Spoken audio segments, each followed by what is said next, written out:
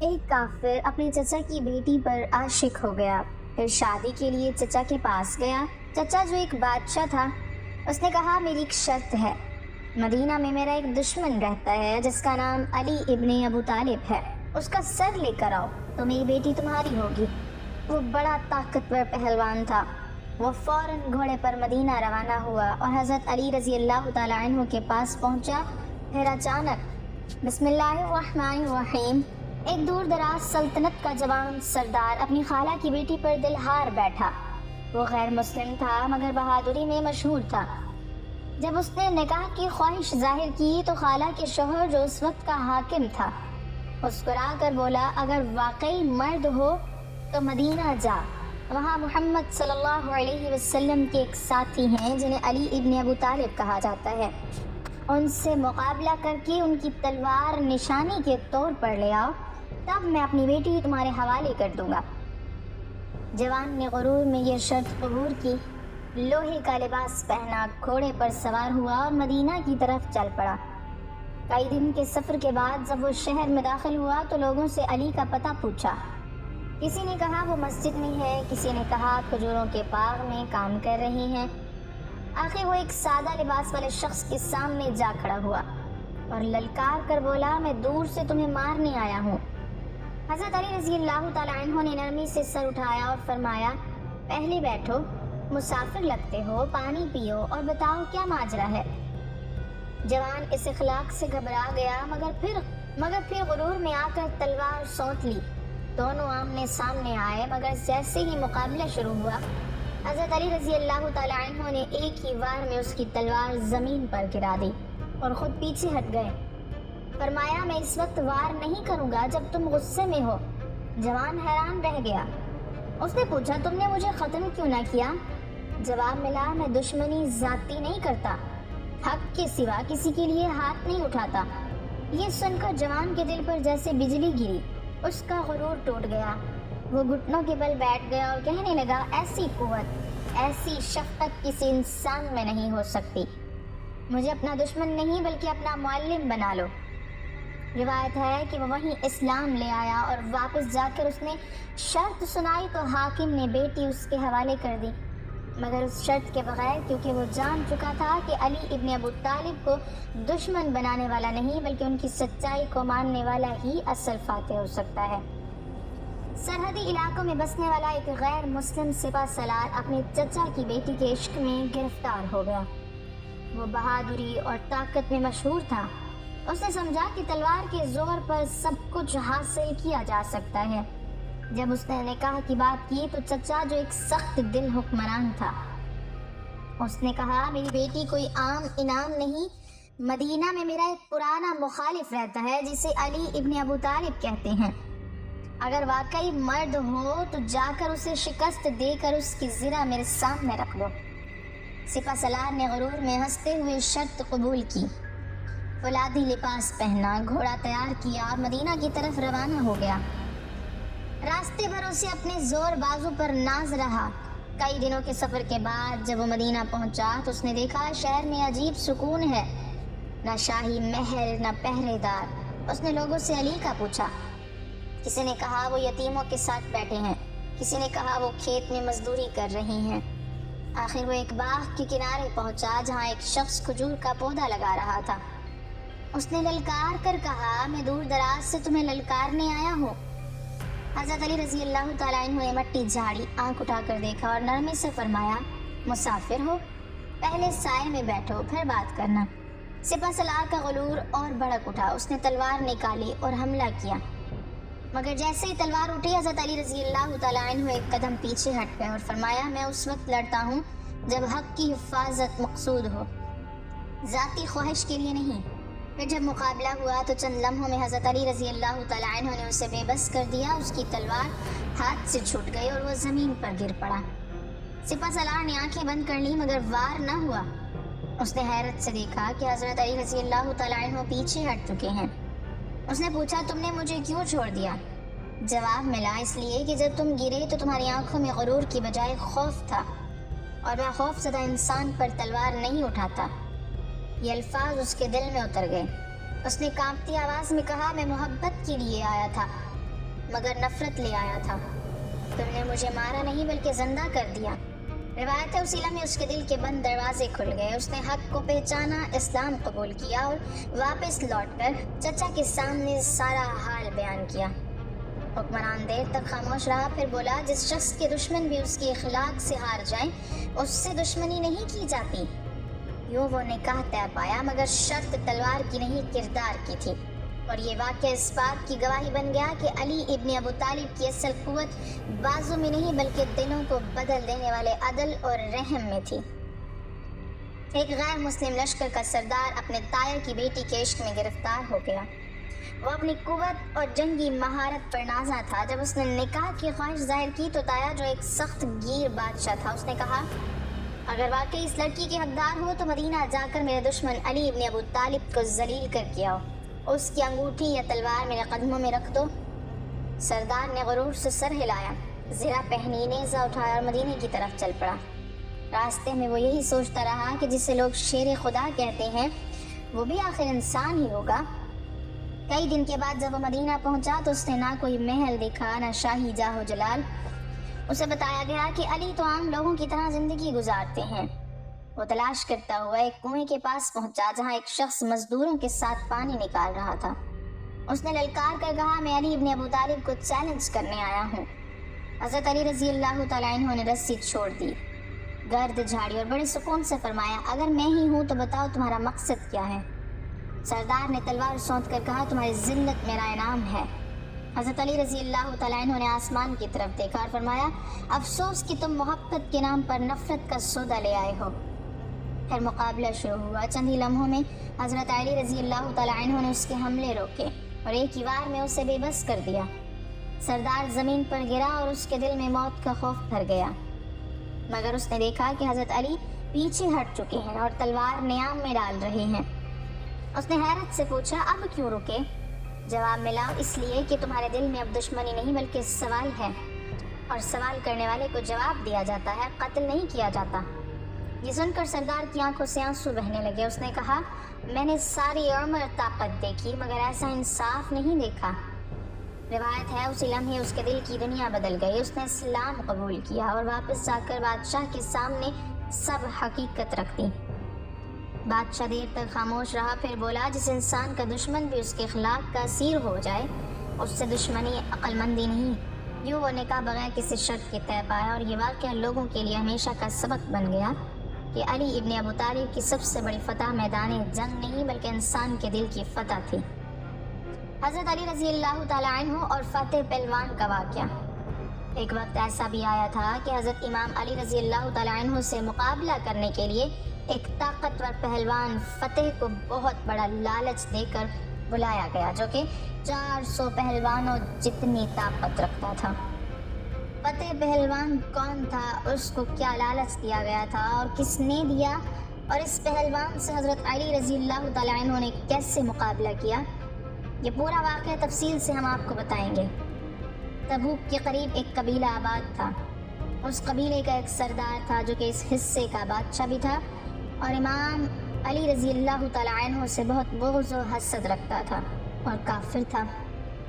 اس نے حضرت علی رضی اللہ تعالیٰ عنہ کو قتل کروانے کے لیے ایک منصوبہ بنایا اور الگ الگ ملکوں سے طاقتور پہلوان بلوائے اور ان پہلوانوں کی آپس میں کشتی کروائی۔ 400 پہلوان ان سبھی کی آپس میں کشتی کروائی۔ 400 میں سے 200 نکلے، پھر ان 200 پہلوانوں کی کشتی کروائی۔ ان میں سے 100 نکلے، پھر ان 100 پہلوانوں کی آپس میں دوبارہ کشتی کروائی۔ ان میں سے 50 نکلے، پھر ان کی کشتی کروائی۔ ان میں سے 25 نکلے۔ ایسا کرتے کرتے ان میں سے صرف 2 رہ گئے اور ان دونوں کی آپس میں کشتی کروائی، جن میں سے ایک جیت گیا۔ جو پہلوان جیت چکا تھا اس کا نام فتح تھا۔ یہ پہلوان 400 پہلوانوں کو ہرا کر جیت چکا تھا۔ بادشاہ بہت متاثر ہوا اور کچھ دن فتح کو آرام کروایا، پھر اسے بلایا۔ اب اس پہلوان سے کہتا ہے، بات سنو، اب میں نے تم پر اتنا خرچ کیا ہے، اتنے پہلوان منگوائے، اس کی وجہ کیا تھی؟ کیا تم وجہ جانتے ہو؟ پہلوان نے کہا، نہیں، میں وجہ نہیں جانتا۔ بادشاہ نے کہا، میں اپنے لیے کوئی پہلوان نہیں رکھنا چاہتا، بلکہ میں ایک شخص سے شدید نفرت کرتا ہوں، اس کی پہلوانی بڑی مشہور ہے۔ اب یہ بات قابل غور ہے کہ حضرت علی رضی اللہ تعالیٰ عنہ کا ذکر پہلوانوں میں کیوں کیا گیا۔ قدس بادشاہ کے کہنے پر اس کے جو دربار میں تحریر کار تھا، اس نے حضرت امام علی رضی اللہ تعالیٰ عنہ کے بارے میں یہی لکھا تھا کہ وہ بہت بڑا پہلوان ہے، طاقتور ہے۔ اس لیے بادشاہ نے بے فتح کو یہی کہا کہ علی ایک پہلوان ہے اور تم اس سے مقابلہ کرو، اس کے ساتھ جنگ کرو، اسے قتل کر کے اس کا سر میرے پاس لے آؤ۔ اگر تو ایسا کرتا ہے تو میں تمہیں اپنی بیٹی کا رشتہ دوں گا اور اپنی سلطنت کا آدھا حصہ تمہیں دے دوں گا، اور مجھے فخر ہوگا کہ تو میرا داماد ہے۔ ایک دوسری روایت میں ایسا آتا ہے کہ بادشاہ اس پہلوان کا چچا تھا اور یہ جوان اپنے چچا کی بیٹی پر عاشق ہو گیا۔ جوان اپنے چچا کے پاس گیا اور کہا کہ چچا جان، مجھے آپ کی بیٹی بہت پسند ہے، میں اس کا ہاتھ مانگنے کے لیے آیا ہوں۔ بادشاہ نے کہا کوئی بات نہیں، لیکن اس کا مہر بہت بھاری ہے۔ جوان نے کہا جو کچھ بھی ہو مجھے قبول ہے۔ بادشاہ نے کہا مدینہ شہر میں میرا ایک دشمن ہے، اس کا سر میرے پاس لاؤ، اس وقت میری بیٹی تمہاری ہوگی۔ جوان نے کہا چچا جان، آپ کے دشمن کا نام کیا ہے؟ کہا اکثر لوگ اسے علی ابن ابی طالب کے نام سے جانتے ہیں۔ بہرحال اب فتح نے 8 یا 10 پہلوان ساتھ لیے اور اپنے 2 بیٹوں کو بھی اپنے سفر میں ہمراہ کیا اور وہ مدینہ کی طرف نکلے۔ جب وہ مدینہ کی حدود میں پہنچے تو وہاں پہنچ کر انہوں نے اپنے خیمے وہاں لگا لیے۔ اگلی صبح فجر کا وقت ہے، ایک عربی جوان مدینہ شہر سے نکلا۔ اس کے ہاتھ میں ایک بیلچہ اور ایک رمبا تھا۔ اسے دیکھ کر فتح کے بیٹے نے کہا بابا، وہ ایک شخص آ رہا ہے، کیوں نہ ہم اس سے پوچھ لیں کہ علی کون ہے اور کہاں ملے گا۔ انہوں نے اس شخص کو بلایا کہ اے نوجوان ادھر آؤ۔ عربی جوان نے کہا کام آپ کو ہے، آپ آئیں۔ فتح اور اس کے بیٹے چل پڑے۔ وہ پاس آئے اور کہا اے نوجوان، ہم اس شہر میں ایک شخص کی تلاش میں آئے ہیں اور اسی کے متعلق پوچھنا ہے۔ اس نے کہا کیا پوچھنا چاہتے ہو، پوچھو۔ فتح کے بیٹے نے کہا ہم جس سے ملنا چاہتے ہیں اس کا نام علی ہے۔ عربی جوان نے کہا کیا آپ پہلے اس سے مل چکے ہیں؟ انہوں نے کہا نہیں۔ پھر پوچھا کبھی اس کو دیکھا ہے؟ انہوں نے کہا نہیں۔ پھر پوچھا کبھی اس کی آواز سنی ہے؟ انہوں نے کہا نہیں۔ پھر اس نے فرمایا تمہیں علی سے کیا کام ہے؟ انہوں نے کہا کہ ہم اس کے ساتھ کشتی لڑنا چاہتے ہیں، دنگل کرنا چاہتے ہیں۔ اس شخص نے کہا کہ وہ کیوں؟ فتح کے بیٹوں نے کہا ہم نے اس کام کے پیسے لیے ہیں۔ اس پر فتح نے کہا کہ اس کے ساتھ لڑنے کا ہمیں بہت بڑا انعام ملے گا۔ اس کے لیے علی کا سر لینے آیا ہوں، کیونکہ اس نے اپنی بیٹی کا مہر علی کا سر قرار دیا ہے، جو کہ مجھے بہت محبوب ہے۔ عربی جوان نے کہا تم علی کا مقابلہ نہیں کر سکتے۔ اس نے کہا کیا آپ علی کو جانتے ہو؟ عربی جوان نے کہا جی ہاں، ہر روز اس کے ساتھ ہوتا ہوں اور ہر روز اس کو دیکھتا ہوں۔ اس نے کہا علی کیسی ہیبت رکھتا ہے کہ میں اس کا سر تن سے جدا نہیں کر سکتا۔ عربی جوان نے کہا میرے قد جتنا اس کا قد ہے اور جسامت بھی میرے اندازے کے مطابق ہے۔ اس نے کہا اگر تمہاری طرح ہے تو پھر کوئی مسئلہ نہیں۔ عربی جوان نے کہا پہلے تم مجھے شکست دو، پھر میں تم کو علی کا پتہ دوں گا۔ ٹھیک ہے، ایک کام کرو، تم پہلے مجھ سے لڑو، اگر جیت گئے تو علی سے مقابلہ کر لینا، کیونکہ علی کا پتہ اس وقت صرف میرے علاوہ اور کوئی نہیں جانتا، اور یہ صرف مجھے ہی معلوم ہے کہ علی اس وقت کہاں ہے۔ فتح نے کہا ٹھیک ہے۔ اب ایک طرف فتح اور دوسری طرف وہ عربی جوان۔ فتح جس نے 400 بڑے پہلوانوں کو ہرایا تھا۔ فتح نے کہا کس ہتھیار سے لڑنا چاہتے ہو؟ نوجوان نے فرمایا جو تمہاری مرضی۔ اس نے کہا اچھا تلوار تو آپ کے پاس ہے نہیں۔ نوجوان نے فرمایا تو تلوار چھوڑ دے، میرے پاس بیلچہ ہے، تو تلوار سے لڑ، میں بیلچے سے لڑتا ہوں، میری طرف سے یہ بیلچہ تیری تلوار کا مقابلہ کرے گا۔ فتح اونچی آواز میں ہنسا اور کہا کیا تم اس بیلچے سے مجھے شکست دو گے؟ بس تیار ہو جاؤ، لگتا ہے بڑے بہادر ہو۔ اگر تم اتنے بہادر ہو تو وہ علی کتنا بہادر ہوگا۔ شمشیر کو نیام سے نکالا، پھر پوچھا کہ تمہارا نام کیا ہے؟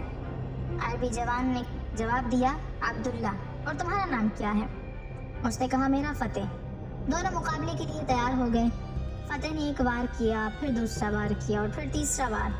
فتح وار پہ وار کرتا گیا، عربی جوان اپنا دفاع کرتا گیا۔ تلوار کی وار کرتے کرتے فتح رک گیا اور ہٹ گیا۔ عربی جوان نے کہا فتح اور کوئی فرمائش؟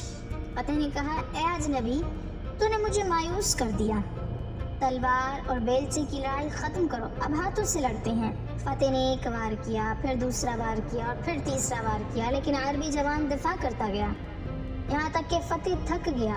پھر فتح کہتا ہے اب تیسرا مقابلہ دنگل کا لڑتے ہیں، جس میں مجھے فن ہے، مہارت ہے، جس طریقے کا استعمال میں آخر میں کرتا ہوں، برچی میں اب برچی سے لڑنا چاہتا ہوں۔ عربی جوان نے کہا ٹھیک ہے تو برچی سے لڑ، میں اپنے رمبا سے لڑتا ہوں۔ اس سے بھی یہی ہوا، فتح وار پہ وار کرتا گیا، عربی جوان روکتا گیا۔ اب فتح کہنے لگا میں تھک گیا ہوں، تو نے ایک وار بھی نہیں کیا، اب تو وار کر۔ عربی جوان کے پاس جو رمبا تھا اسے فتح کی طرف کیا اور اشارہ کرتا گیا۔ عربی جوان رمبے کو اوپر کرتا جا رہا تھا، فتح بھی رمبے کے ساتھ ساتھ اوپر اٹھتا جا رہا تھا۔ فتح گھبرا گیا، بیٹے پریشان ہو گئے، نوکر سارے خوف زدہ ہو گئے کہ یہ کیا ماجرا ہے، اگر اس بندے میں یہ کمال ہے تو پھر علی کے کمال کا کیا عالم ہوگا۔